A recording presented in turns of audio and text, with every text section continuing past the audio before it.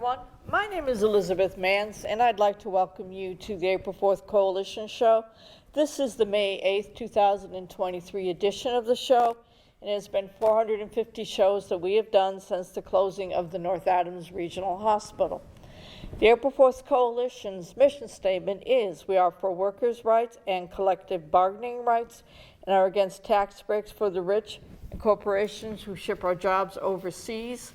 We support all the articles of the Universal Declaration of Human Rights, but as is the custom, we put the emphasis on Article 23, and as we have our good friend Rachel Branch on the show, we're going to start with Dick on number 1, and then number 2, number 3, and back to Dick. Article 23, Section 1.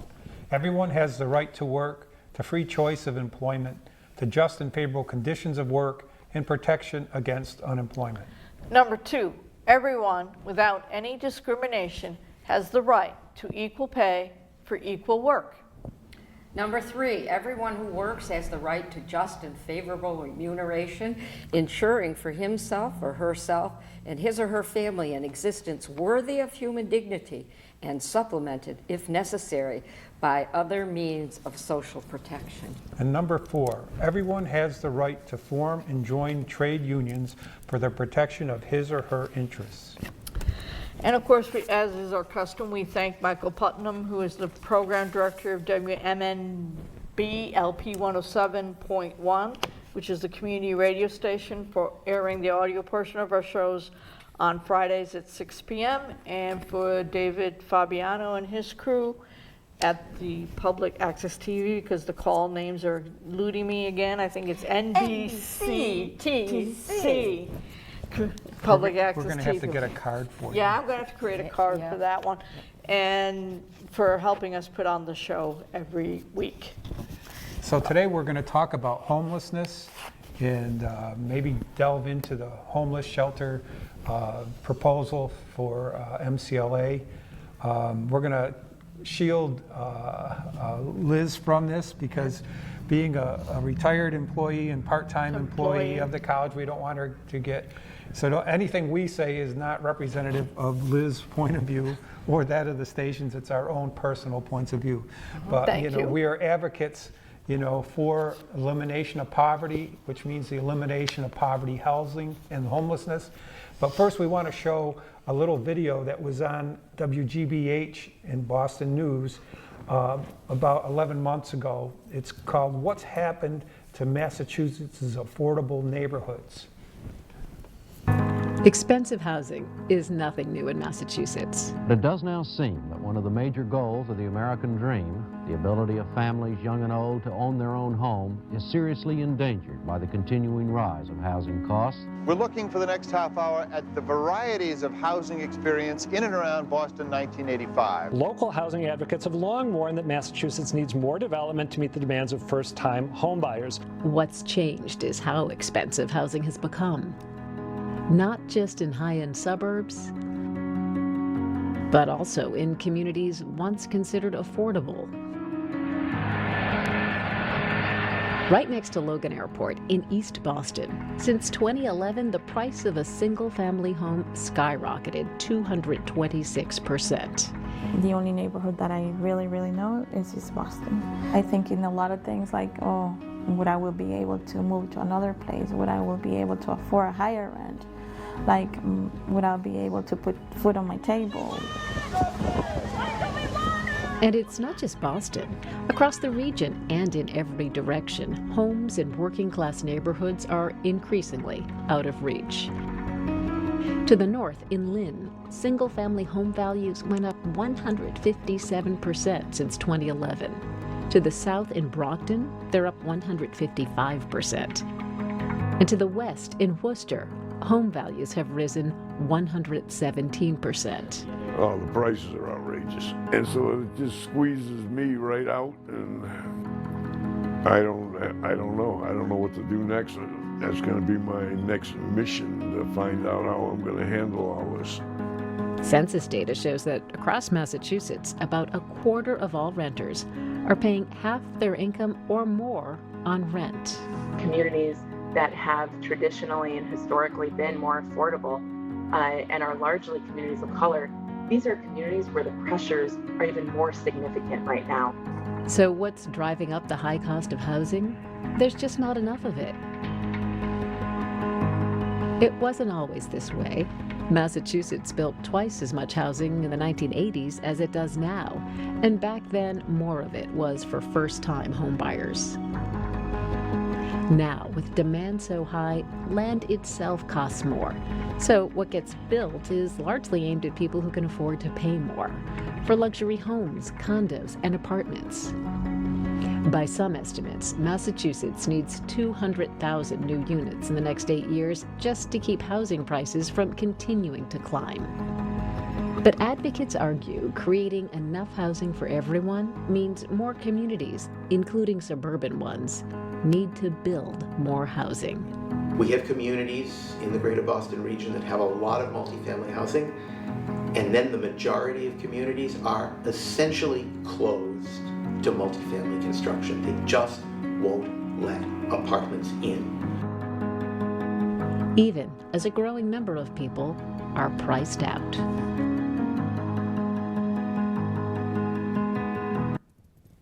Wow, and that's what's happening right here in our own backyard. We don't have to look. Absolutely. Yep. Absolutely. I know the latest one, and this isn't a reflection of MCLA, but when they built the apartments across from MCLA, and they said that was going to be affordable housing for people, and the apartment started then at $700, not including heat and electricity or any of the other things. And that didn't strike me as affordable then. Right. I have real questions Brought about it the up. word affordable. Who's defining affordable? But one of the things, I think they're taking a percentage of your income that you pay for housing. Like, it used to be, I think, like 20. it was a quarter Yeah, of your income. 25%, right. And now it's up to half or It should more. be a third for Right. very low income people is how your subsidized housing is figured. But now people are paying half and more, and that's not even utilities. Nope. But It's just to have that roof over your head. Right. So, like when I was active with Habitat, the goal was to just keep building more houses. This was in the 1990s. But it takes it's not going to be volunteers that do this. We have to have, like they're saying, there's some communities that won't even allow Right, multi-unit. they're just bricking it off. They don't They're want saying- any multi-unit dwellings in their community. And as a state, we have to, if we're going to take responsibility for all our citizens, each community is going to have to move towards building more housing. And we say, oh, that sounds impossible. But I can remember, I was just a kid then, but Carol Hess was on the school committee in North Adams, and she was the first woman ever on the school committee. And she wanted to put Drury High School up on Trudeau's farm, and everyone complained, oh, it's so far out of town. It's so far out of town. So, and she had, like, the state was going to pay like 80% of the high school, but they wouldn't do it because it was way up on the trail. Well, you know what she said? Well, the heck with it. And she started a housing program. And in that housing program, she put up Mohawk Forest for affordable housing. my goodness, And I she didn't know put that. up Brickyard Terrace, too, with her North Adams Now housing program. And this was one woman, that did that in North Adams. And what have we done since Nothing. to make Well, more part of it, affordable housing in our community?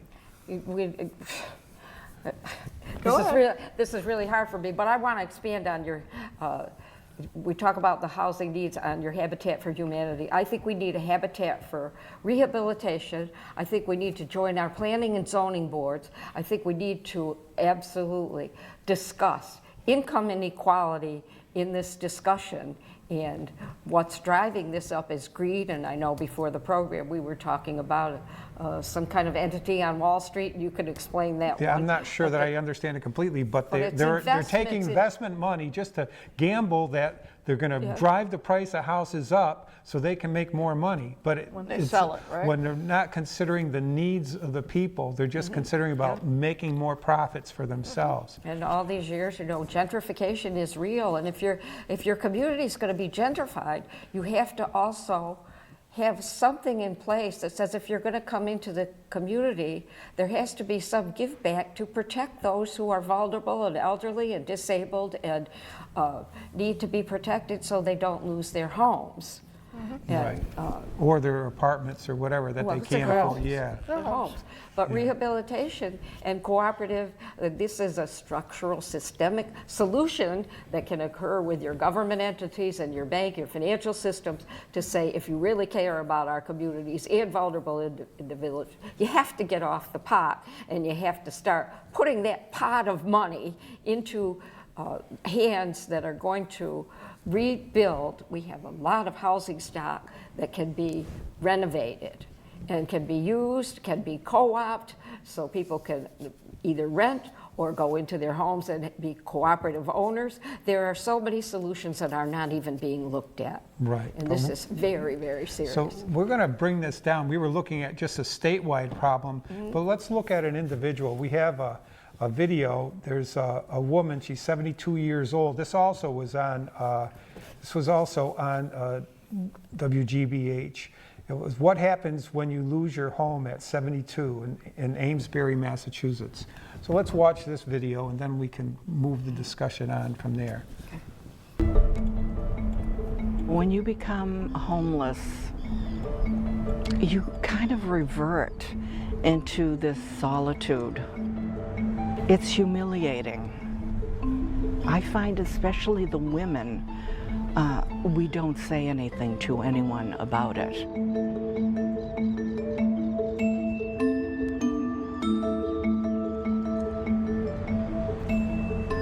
My name is Judith, and I've been living in my car at 72 years old since the end of February. Good morning. I'd like a medium-sized black. Okay. I'm not always this sweet sounding either. It's a facade. It's the first thing I do when I get up and start my day. I go and get a cup of coffee. And then I head across the street to this cemetery and organize my car for the day.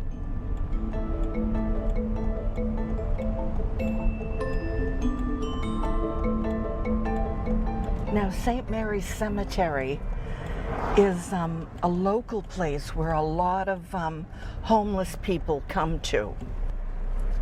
I've seen a woman my age who is currently living in the trees over here.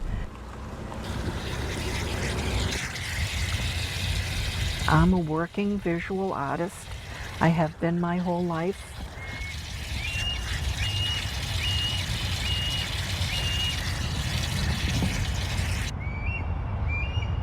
Once a woman is single and aging, she has no safety net, none. For the last 5-6 years of my work life, even with my Social Security, I was not able to pay a rent with that combined income. What were you doing? I was working as a cashier at the Market Basket.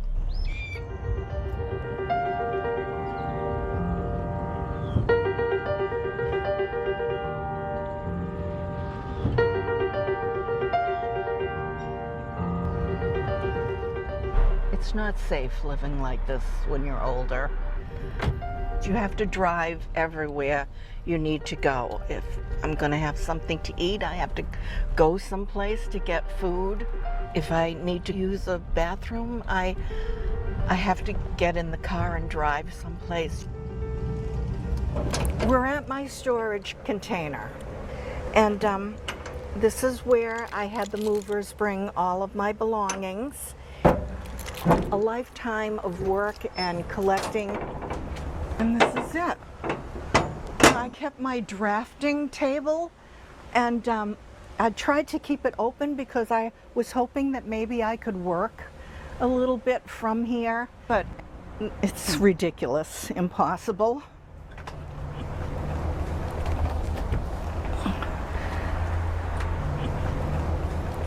This is the cabinet where I keep a lot of my stored goods when I'm home. This is my son with his first tuna, and this is my children when they were little, and this is something my daughter made in school, and here's our family portrait. Bye, stuff.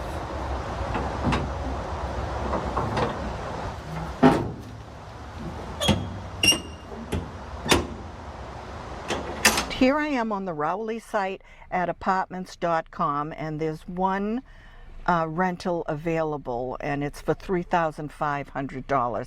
My budget, pushing it, is $2,000. No one is moving anywhere because there's no place to move to. Just like crying all the time. It's ridiculous. Just ridiculous. I don't know, I guess I expect more of myself. This is another adventure. I'm just too old for it anymore.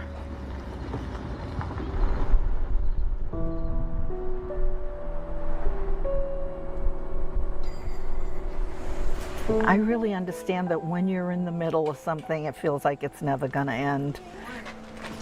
But, you know, I can't find a place. I can't find a place. I've exhausted my resources. I looked in southern Maine, I looked in southern New Hampshire, I looked in northern New Hampshire. I really looked at everything. I need help.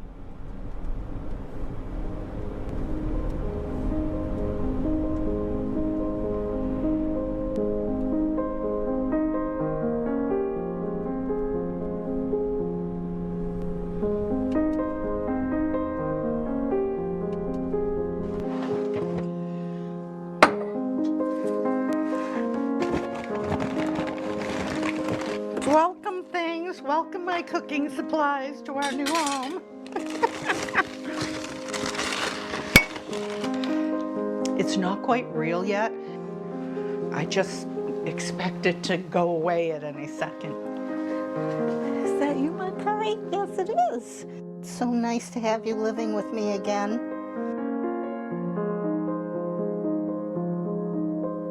Every morning, I've had my coffee and sat here looking at where I am and everything.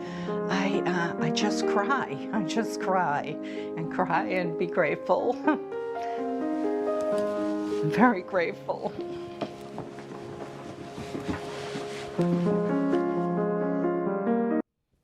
It makes you cry. And for those who don't know, no-fault eviction is exactly the kind of investment you're talking about, where places are being bought up, and if someone buys your rental unit, they can sell it and they can evict you. That's a no-fault eviction, which happened to this woman. And she is, 72 years old, and I was threatened with eviction at 79 years old, and I'm still fighting that battle. I know exactly what she means about being in the middle. It is horrific. And for women in our age group, we have already suffered discrimination in our whole working lives, which also limited the amount of Social Security that can go in, the discrimination. So that leaves you on the end part of your life, those chapters in your life, with not enough money to live on. So this is a multifaceted, disgraceful, unconscionable problem that is going on in our country. And for so many women and children, women who have been supporting their families, single women, as she's saying, I'm a single woman. It's very, very frightening. When that sheriff left a notice on my door, trying to get me out after 30 days, because, and of course not legally, but you don't think about that at the time. When that happens, because the owners would not correct a $12,700 mistake they made on my income and many other things. And then you face retaliation if you complain. So it is just, I want to cry. Mm-hmm. It is so awful. Yeah, and it's hard, you know. You first look at this woman, like she has a storage container. She does have her possessions. Mm-hmm. She does have a nice Volvo car, yeah. But still, she's in crisis. Mm-hmm. And people would look at her and say, well, look at all the good things she has, but right. It's invisible. Like you can't go by you can't go by appearances. And you don't know what year that right. car is, and that right. little bit of Social Security that she's right. getting is probably paying for the gas. But can you imagine at that age, or my age, I'm 81 now, having to go find a bathroom? You know, right, exactly. Washing in the cemetery. Yep. Washing up in a cemetery. This is, I keep saying, this is the United States of America. This is horrendous. Right, and there's systemic problems that have to be addressed. to, But I think they're by design, Rich. Yeah. They are by design on this country that just seems to be going farther and farther to the right and not caring about the everything's individual privatized. Everything's Yes, private. yes. people. And that's why you need to be careful about water being privatized, or electricity, or, people that are appointed are part of the people who are running the businesses. All these things to look at. Right. And how, we can only pick up so much and fight so much and Right, and we have, spread it around. we have this issue with our institution, the college here in North Adams, was a vital institution to our community. And a huge change is about to take place, but we're told that we have no input in that change. To me, it looks like self-destruction. I think that the college is just on a pathway to non-existence. I went to Mark Hopkins, and I see those 2 dormitories that are empty. And I mean, that's, I know my grandmother's house, which is now the Lewison House, has 3 apartments for formerly individuals who were formerly homeless. That's a solution. If a college or any entity is going to do something about solving this horrific, unconscionable problem, it has to be about making homes for individuals who are homeless, in most cases, or many cases, through no fault of their fault of their own. Right, we're told that, people have been asking about a public hearing.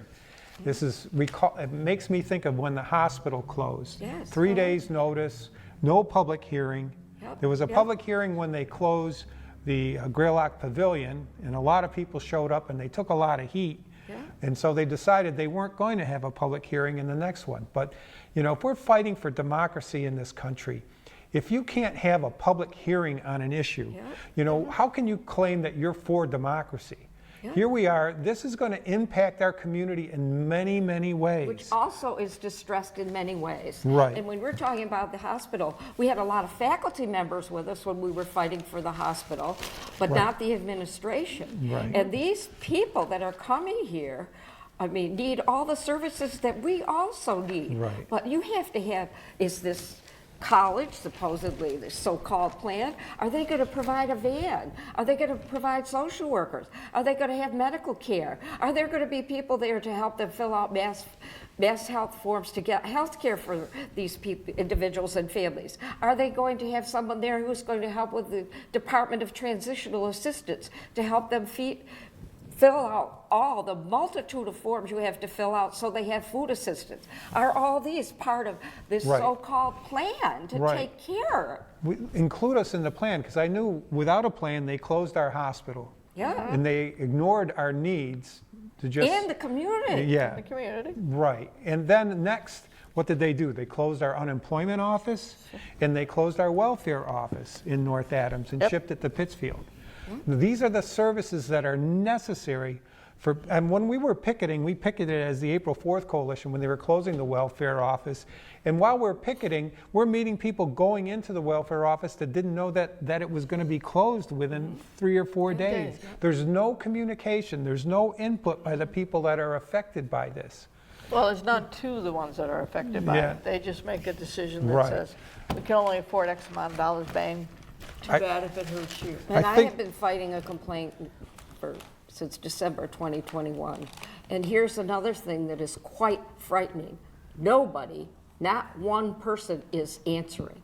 There was one man in Boston that tried to help me, but this is another very serious issue to discuss, that our elected officials, government officials, and we see it across the board, people don't answer.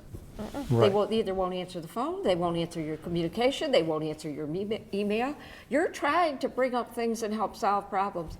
Where's I don't know, this place that we all know is compassion and caring and love of human beings that are in our worlds, in the world that we cannot be part of because it's so far away. Right. But we have now is a situation where the public is asking for a public hearing from the college, and they said they might have a meeting. They might have a meeting, but it'd just be an informational meeting. It wouldn't be a public hearing.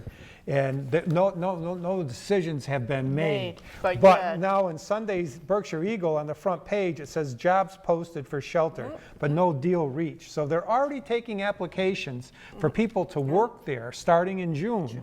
but there's no time for a public hearing now in May, so the people within the community can have some input as to what's happening, have questions answered by the president of the college, who seems to feel that he's dictating this, that he has complete control over it, that the community should have no input in this. And the board members, why board are they not speaking up? Of course, personally. Well, it's the same thing with the hospital. The Yes. board members David were Phelps more would never were speak more to us. worried about Dave their Spurs will not businesses. speak to you. Yeah. Right.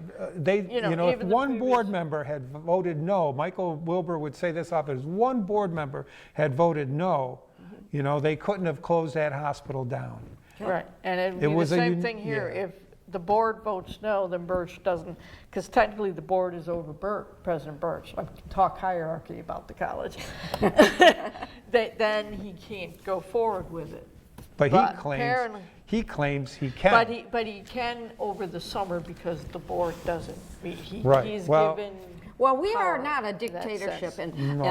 and the people in North Adams have to be outraged if they won't hold a community meeting. Hold one anyway. Right. I think that's what we should probably do. Yeah, set one up and hold one and I- get NBCTC to come and film it and get it out to the community. Hey, I'd be part of that. Okay. I'm temporary chair of the Ward 3 committee, Democratic committee, so maybe we'll talk about it at our next ward meeting that we're having at the public library on the 24th at 6:30.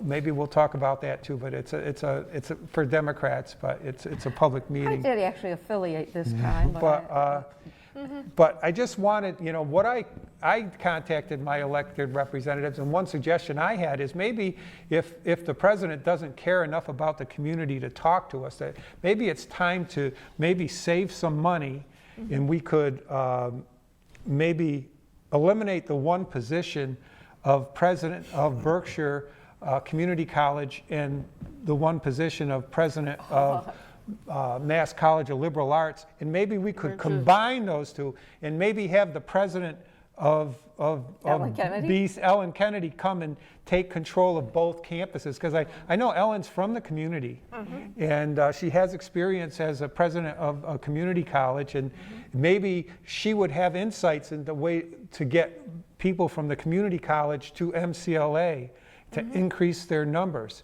Maybe it's time for a change in that direction. I think it's definitely time for a change. They ought to demand that this be addressed But we're down to properly. 22 seconds, so we I really think haven't we- even to be continued. scratched the surface. So let's talk about it next week. Yes. Sure. I guess I'm just going to keep coming back. Power to the people. Thank you. Absolutely, and we will see you next week, and maybe next time I can participate in the Yeah. conversation a little bit better than We I have to did make this sure you're time. protected. Preserve our institutions.